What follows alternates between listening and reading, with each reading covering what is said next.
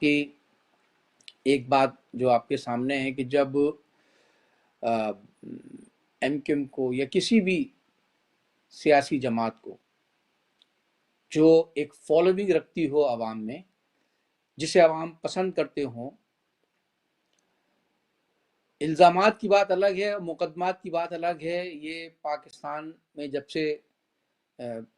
وجود میں آیا ہے، سیاستدانوں پر ہمیشہ الزامات لگائے جاتے رہے ہیں اور سیاست کو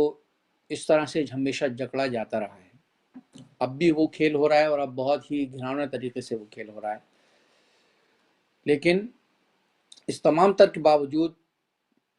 عوام، یہ الیکشن کا مطلب یہ ہوتا ہے کہ عوام ووٹ ڈالیں کہ وہ کس کو پسند کرتے ہیں، وہ کس کو اپنی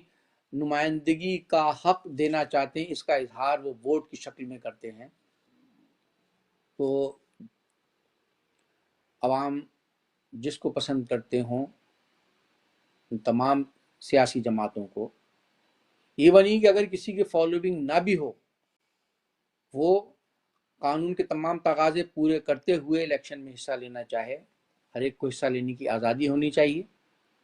لیکن اگر ایم کیو ایم کو کروڑوں عوام اس کے فالوورز ہیں، الطاف بھائی کو پسند کرنے والے لوگ ہیں، اور پاکستان کی تیسری بڑی سیاسی جماعت ایم کیو ایم، سندھ کی دوسری بڑی سیاسی جماعت ایم کیو ایم، اصل ایم کیو ایم یا پی ٹی آئی ہو یا کوئی بھی جماعت ہو، اگر کسی بھی سیاسی جماعت پر جبر کے ذریعے یا کسی بھی ہتھ کنڈے اختیار کر کے آپ